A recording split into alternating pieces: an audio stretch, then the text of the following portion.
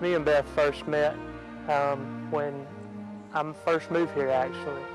I got the job, my former football coach, when I was in high school, got a new job as the head coach here at New Hope, and he called me and asked me if I would be willing to come up here and coach with him.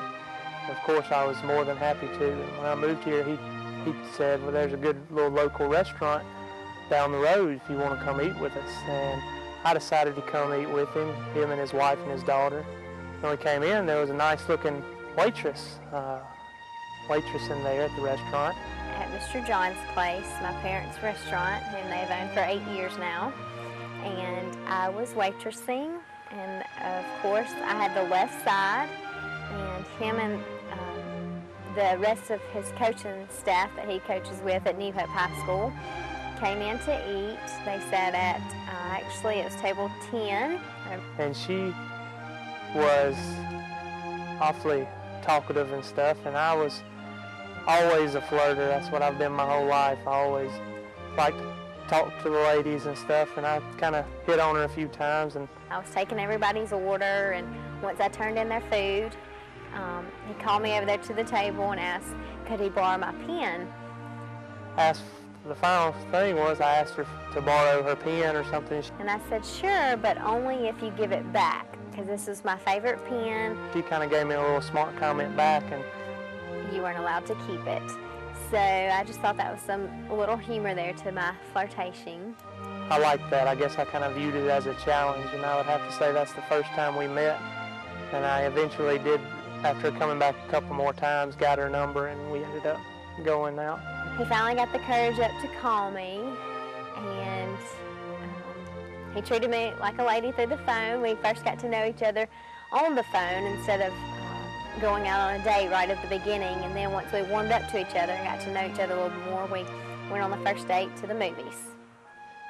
When I first fell in love with Beth would probably be right after we went, her family went to Gatlinburg for Christmas, the Christmas of 2006.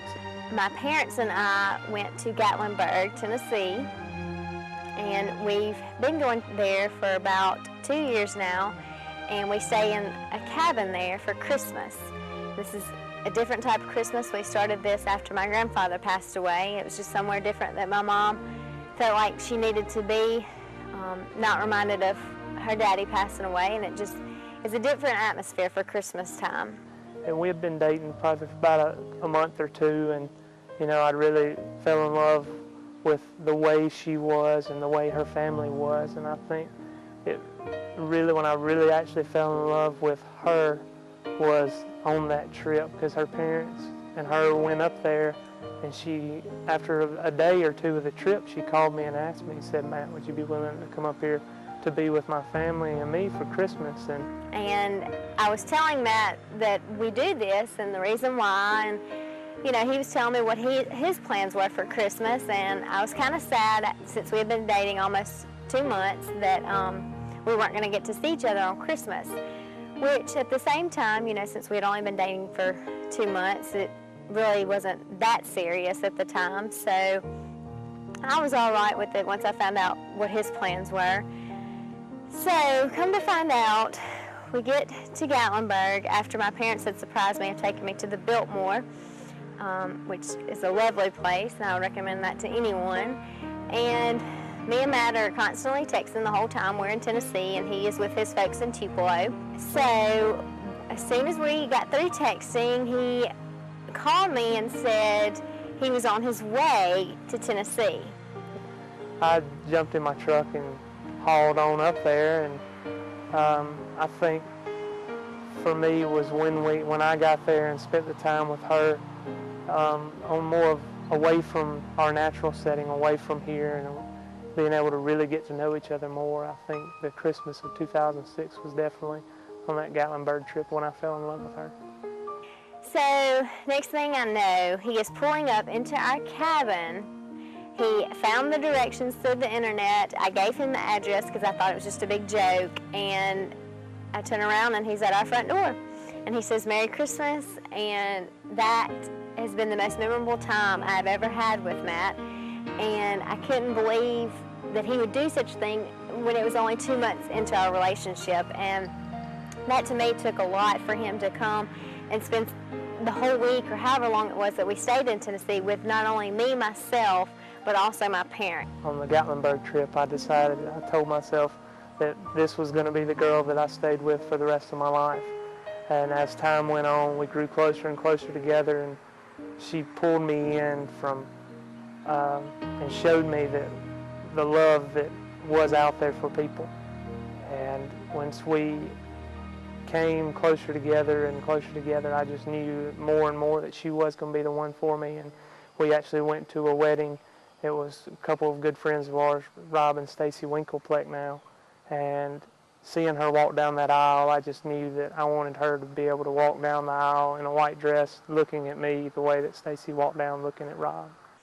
I decided that Matt was the one for me once he passed all my tests of meeting my family first, and after I got their opinion of him, and once my friends got to meet him, and which it doesn't really matter about what my friends and others think about him. I know that it's in my heart that he's the one for me, and I prayed to God, daily of our relationship that he would help me to understand, who this person is. Was he the one for me? And he really stood out because he was always encouraging no matter what I was going through with it school or work or, anything.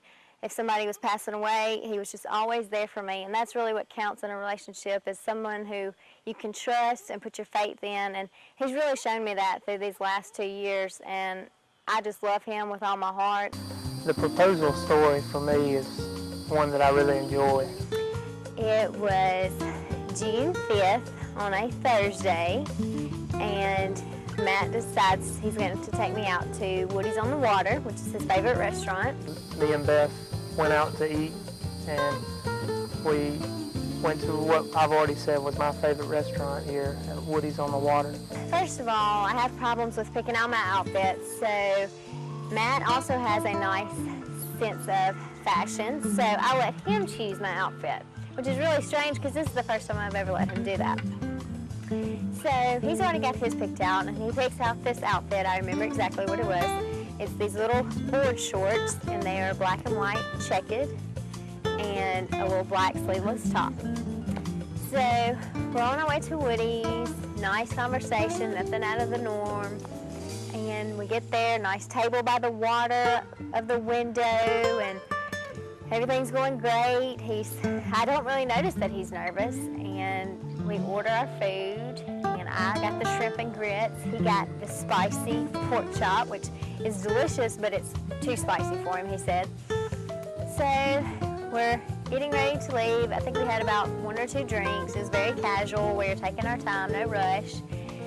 And then on the way home, my mom has called my cell phone and says, we were on the way home, and I had set it up where I called her mother just kind of in my pocket, and hung up.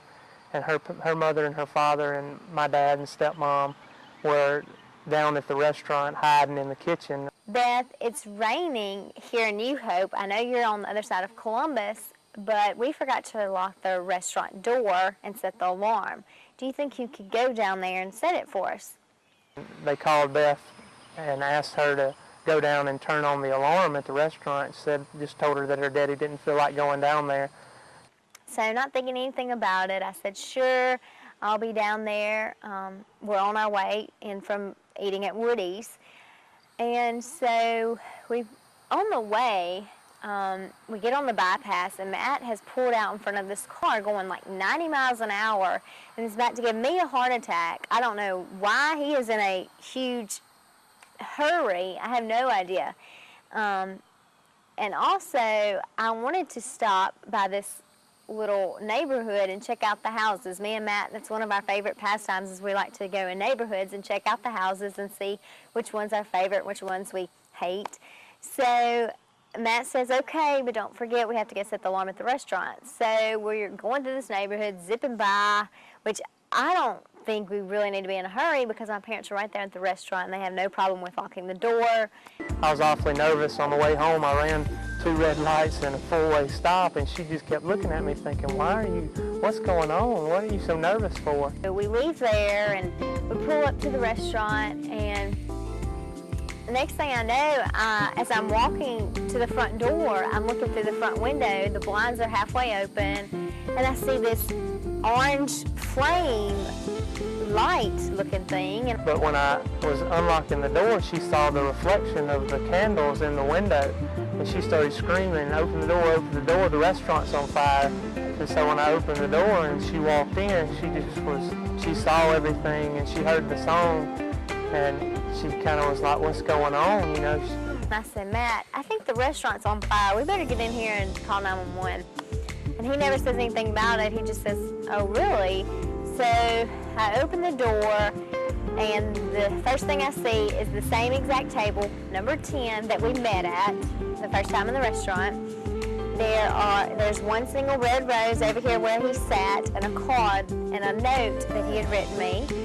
When we got to the restaurant, I was unlocking the door, and I bought a lot of candles and stuff, and they had set them out and lit all the candles for me on the table that I first met her when she was waitressing to me, and put a white tablecloth on it, and, you know, some glitter and stuff. And then in the center of the table is this glass plate, and there's pink and cream colored candles that he picked out himself in the shape of a heart, and they were all lit. And then scarce about was love confetti, wedding confetti, some more pink and white candles, and they were all lit. I had the song My Last Name from Dierks Bentley playing. And in the background on the CD player was the country song by Dierks Bentley called My Last Name, and it was playing continuously while we were in there, and I was thinking, you know, what is going on? I mean, it was nobody's birthday, nobody's celebration or nothing. Nothing was coming to my head. Because I'd already told her that whenever I proposed that would be the song that I would play to the person that I wanted to marry, because I just feel like that name or that song really talks a lot about, you know, the purpose of a person's name and how you carry it throughout your life. And so when we came in, we kind of stopped for a second, and I hugged her, and then they let Macy go, and she of course ran to us. And when Beth looked down and saw her coming, and she had that little pillow and a ring on her back, she just started crying her eyes out, and so did I. Matt got in front of me, and we started swaying back and forth, listening and dancing to the music, and the next thing I know, here comes Macy, my little miniature dachshund, around the corner, and she has a white ring bearer pillow on her back, which my father and Matt had worked on that afternoon, tied it to her back and practiced with her so that she could come straight to us and didn't go to any food on the floor. And I bent down on one knee and opened the box, and luckily I put the box on there because the ring had kind of shook loose in the box, and when I opened it, it just fell right into my hand. And as she came to us, Matt got down on one knee and told me that he loved me very much and that he wanted me to be with him forever, and he asked me to marry him. Actually, my stepmom and her mom said they wasn't going to be able to hear or see nothing, so they were laying underneath one of the restaurant tables so they could watch.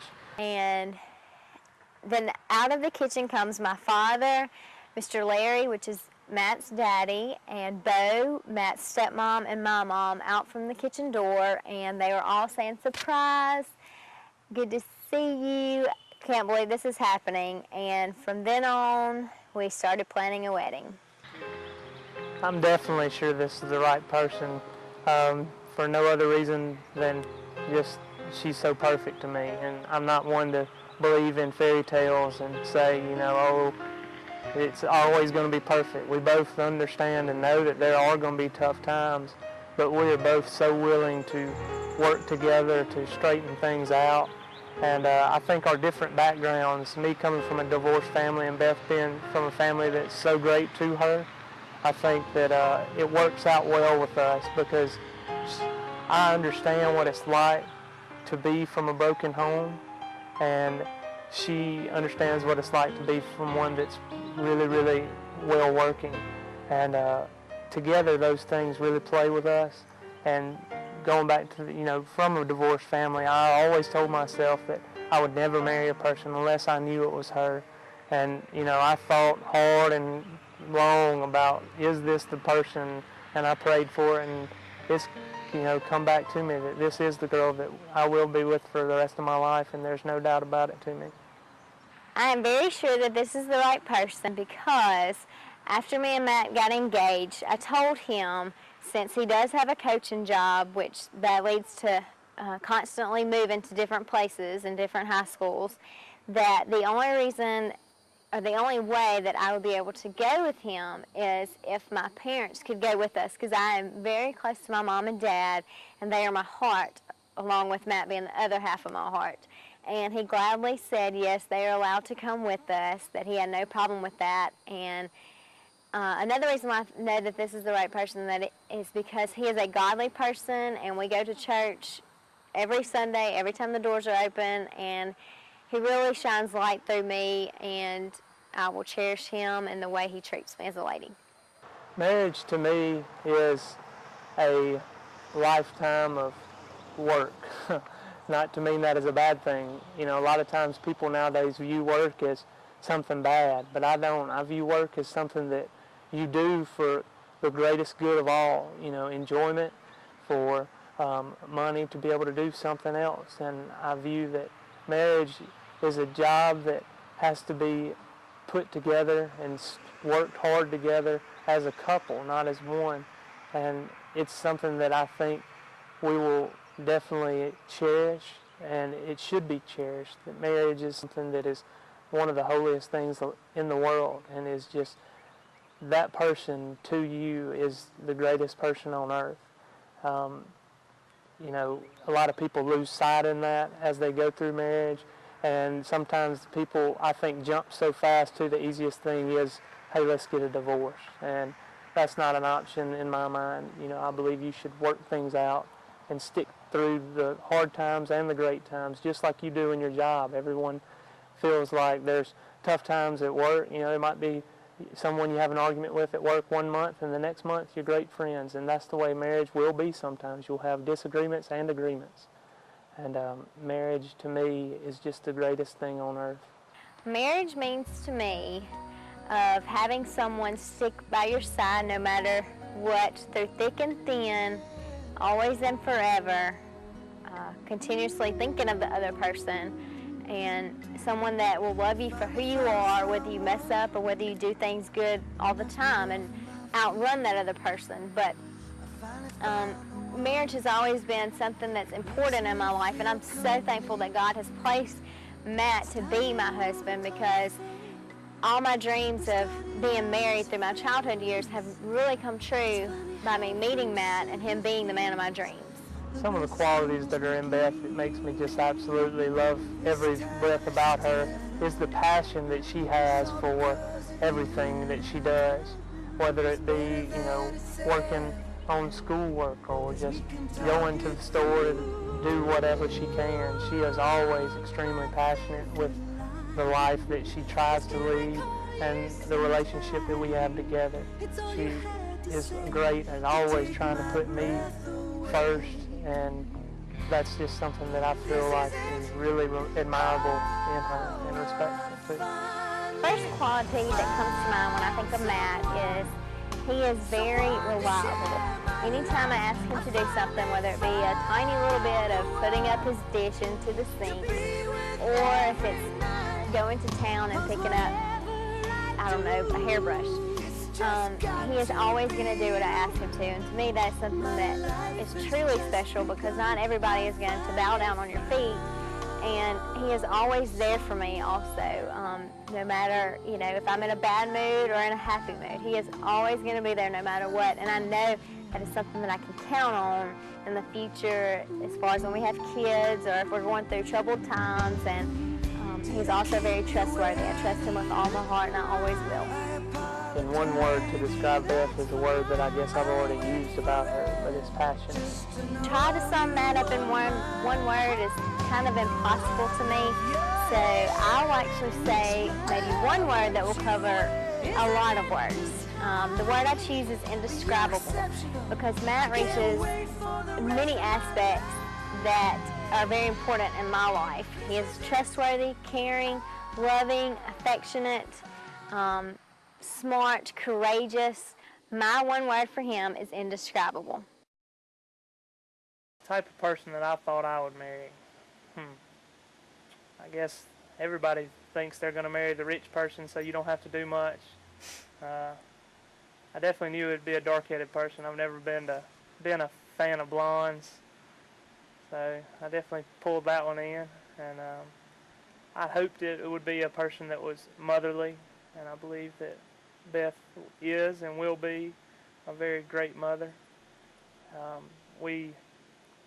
I've always dreamed that they would support whatever it is I choose to do, and Beth has been very supportive. We all know that teaching and coaching is not the most well-paid jobs in the world or most well-respected, but she definitely has always supported me and been there for me when the times are tough. The person I dreamed of that I would marry, I would have to say, first of all, when I was a little girl, I played with, of course, Barbie dolls, Barbie and Ken. So, yeah, probably the first person I thought that I would marry would be someone like Ken, although he would have to have brown hair. Like Matt said, I'm not a fan of blondes either, so I got a brunette. And then second of all, the man I dreamed of marrying would have to love animals. They are my best friend, and if they didn't love animals, then I wouldn't marry them. So, and I found that out real quick after we first started dating. So check that off the list. And then third of all, the person that I dreamed of that I would marry would have to love me for who I am. I can be crazy at times, and I can be selfish at times, and I feel like he puts up with me a good bit and can handle me so far. So we'll see how it goes into the future. When my parents first saw Matt, it was, of course, at the restaurant. And first of all, they thought he was nice, good looking.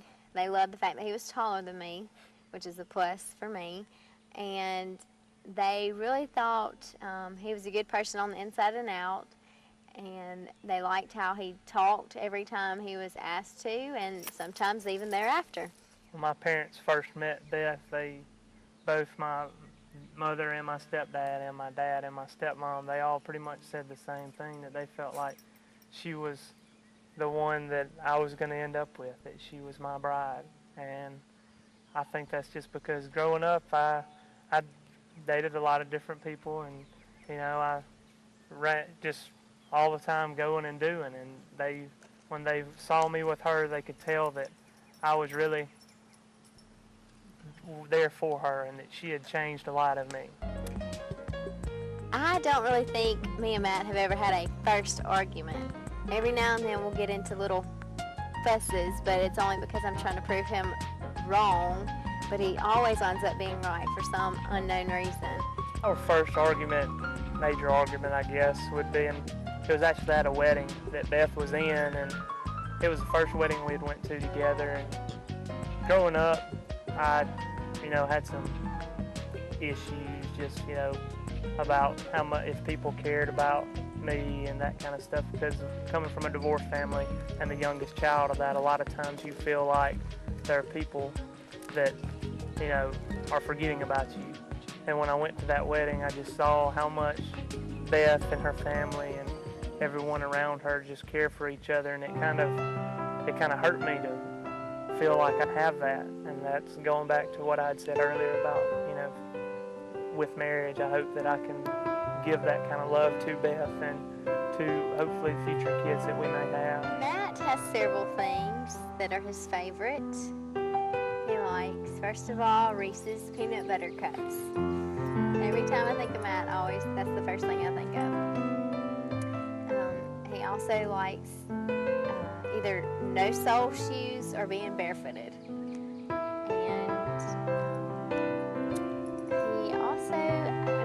Say football, which that's the easiest answer, because he does coach and he's been around it his whole life. And I will say that also I think he loves his kids that he teaches and coaches. I feel like that is his second home, along with me being first. And he really shows and cares for them, and I appreciate him doing that, because not a lot of young men his age care for children like he does. Another favorite is probably probably scary movies. We have that in common. One of Beth's favorite things, which she has a lot of, I tell her all the time, it's a good thing she never got on heroin because she's one of the most addictive-minded people I've ever seen. She loves to shop, and you can tell because she's absolutely beautiful all the time. And she also is a computer addict. If she could get a job working on a computer, it would be the love of her life, because there's times that might go back to the argument question. The few disagreements we've ever had normally do have to do with her being on the computer, just for the length of time that she does. So definitely her favorite things are shopping and computers. I admire several people. First of all, of course, my mother. She's been with me ever since I was born, even before then. She's just someone that I look up to, and I hope to one day at least be half as good as she was to me and still is to this day. Another person that I look up to and admire is my godmother. She passed away when she was 29 of cancer, and she was just a strong-willed person on the inside and beautiful on the outside. And she really encouraged me to be the little princess that I was when I was a little girl up till, the day she died. And she's really somebody special who I'll always remember and always love. People that I admire most in life is those people that are willing to do whatever it is that they think they're born to do, not worry about the kind of people that say, well, this is going to make you money, you're a smart individual, go be a doctor, go be a lawyer. If they feel like they're born to do something and not worry about where it may send them in life. There's a lot of people that I admire that are missionaries and go overseas and give their life up for other groups of people, not just their own selfish needs. And I'd have to say that those are the groups of people that I admire most, are those types of people that live their life for what they feel is best for them. One of the funnest times I guess that I've ever had with Beth was when me and her and a couple of our friends went fishing one day. And I'm from a country town, and I'm used to doing stuff like fishing and riding horses and things. And Beth's a little bit more of a city girl. She hasn't done a lot of fishing in the past few years. She may have when she was a little girl, but we went that day and we had a big time, caught some fish. And I remember when she caught one, she almost had a heart attack. She started screaming and yelling, and I thought she was going to go in the water before she got the fish out of the water. And when she finally did, she was just dragging it around the bank because she wouldn't touch it to get it off the hook. So that was definitely one of the funnest times we've had together so far, and hopefully there'll be many more to come.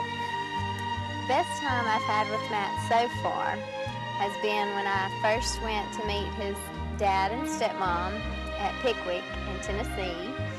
This is my first time to go to Pickwick, and we just had a relaxing time. This was soon after we first started dating, and I really got to see who he was on the inside as far as being around his family.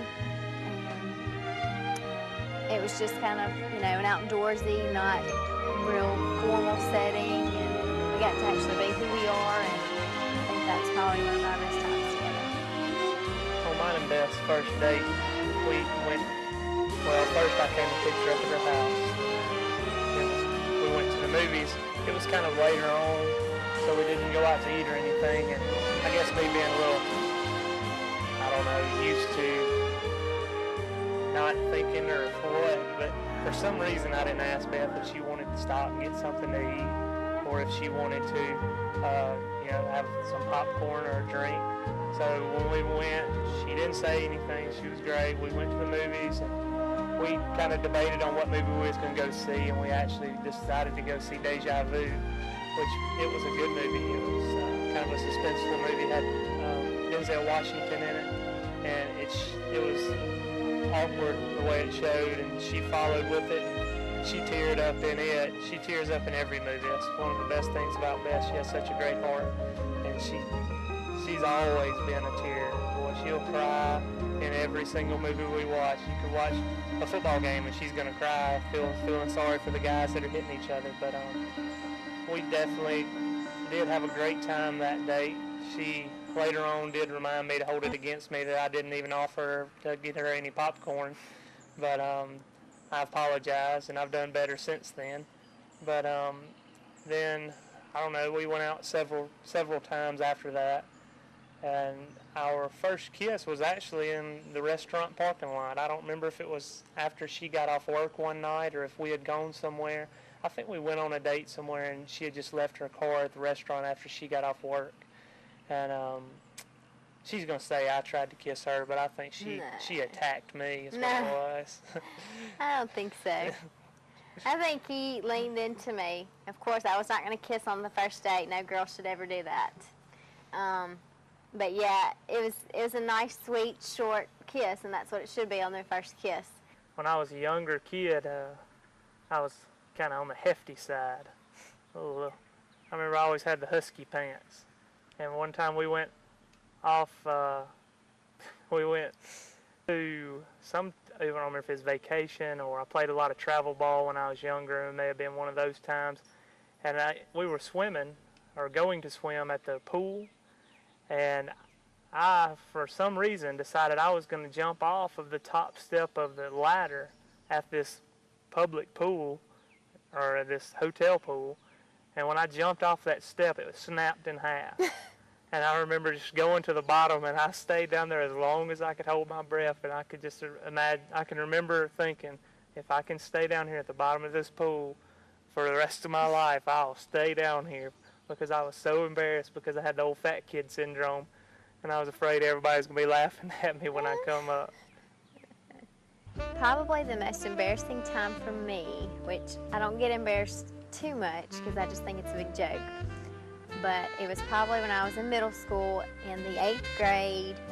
We were waiting on homeroom to start, and we were all sitting in this commons area with chairs all around, and I was running late for school, and I came in and finally found a seat, and everybody was all in the room watching me coming in late. And I sat down in the chair, and then when it got time to go for class, I stood up, and like a huge wad of bubble gum came from the chair, like stretched all the way off of the back of my seat. And it was probably the most embarrassing, but at the same time it was kind of funny. I had to come home, change clothes, put those jeans with a piece of ice on it, but really everybody just laughed. It wasn't too embarrassing. One thing or several things that annoy me, it's not very much, but little things like when we go on trips, whether it be out of town or to the supermarket half mile down the road, Beth's gonna go to sleep. There's no doubt about it. And it doesn't take long. She's like a little baby when she put her in the vehicle. It's not going to be but a couple seconds, and that head's going to be out. And it's actually kind of cute because she tries to hide it. She'll put her big sunglasses on and put her hair off in front of the corners so you can't look through the sunglasses and see her eyes if they're closed or open. But that's one thing that annoys me, and it's nothing big. That's just a cute annoyance, I guess. And another thing would be people that's late. Fashionably late's one thing, coming in 5 or 10 minutes. But when you're supposed to be somewhere at 10:30 and you leave home at 10:45, that's kind of annoying to me. The most annoying thing that he does to me is I have heart problems, and I can't stand it when somebody comes up behind me and scares me. And he likes to come up to me and get right in my ear and scare everything out of me. Although I do like scary movies, but that's two totally different things. When I was a little girl, I dreamed of having a huge wedding. Everybody in the world would be there. Of course, this was every little girl's dream, was to have a big wedding, ride in on a pony, have dances with my daddy first, and dances with my future husband-to-be. I also dreamed of having a wedding dress as long as 10 miles long, which of course that is possible, but it's not possible to actually be comfortable in a dress like that.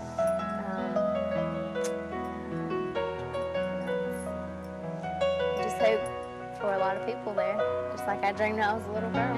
I hate to be the typical man, or what I figure most typical men would say, but don't reckon I ever really dreamed of what my wedding would be like, other than the fact that I hoped it would be a woman that was marrying me for her love to me and us to stay together forever. My goal in life is to be happily married, to have a successful job.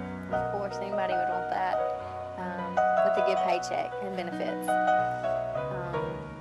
And also to have as many children as we can possible that we can handle, and to live a long and happily married life with my husband-to-be.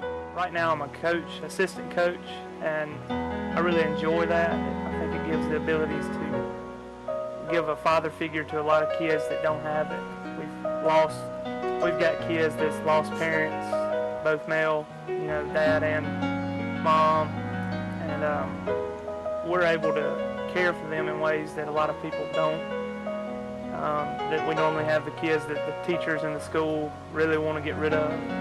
We would like to be able to keep that up. Hopefully one day I'll become a head coach, and later on in my years, when I'm ready to kind of get out of the coaching scene, getting ready to retire, I would like to be a principal or superintendent for a few years just to boost that retirement up a little bit. I also definitely want to be very happily married, hopefully with children. I'd love to be the dad that I didn't have. My father worked on the road a lot, and I'd like to be that dad that could be there and support the kids, support the Beth as she goes through things and the kids go through things that definitely will occur in everyday life, as everyone already knows. But that's definitely my main goal in life, to be the person that I feel like I've lived without throughout life. I thought long and hard about the words that I'll say to Beth before the wedding, or right before the wedding, because she and I both are very emotional people, and I know that it will be an emotional time for us. We'll probably both be crying so much that everybody out there will think there was a death in the family. But the words that I'll say to her has a story behind it, and it'll be Palmia. I know it sounds funny, but it's because one day we were sitting at the house and she said something about the Palmia Indians, and I told her, which I'm a history teacher, I said, Beth, there's no such thing as the Palmia Indians. What are you talking about? And she said, yes, there is. Everybody supports them. I was just wondering why so many people support them. What's going on with them? And I kept trying to figure out what she was talking about, and I told her I don't understand what she's saying. And finally she told me, well, they fly a flag everywhere, especially in front of the high school. They've got one there.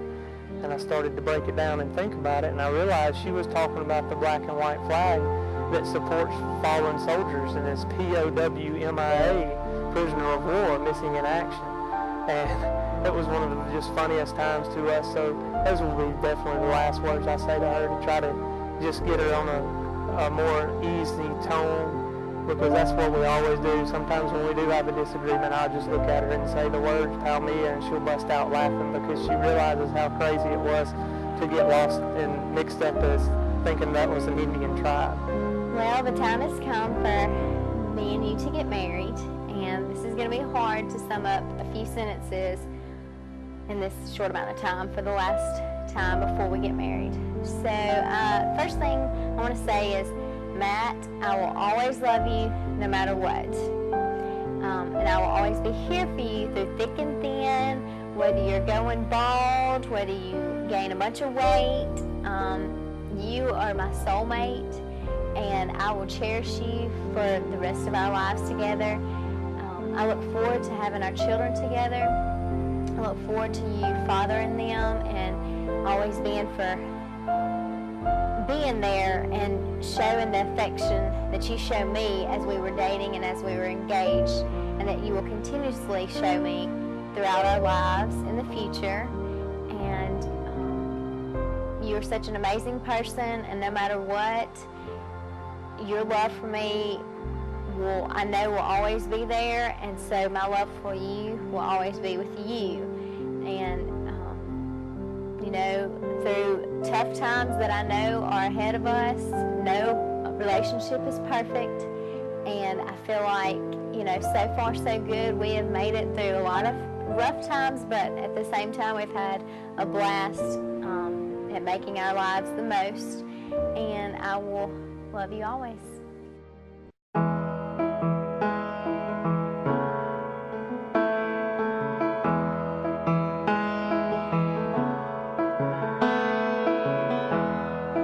All the things you are to me, darling, you have set me free.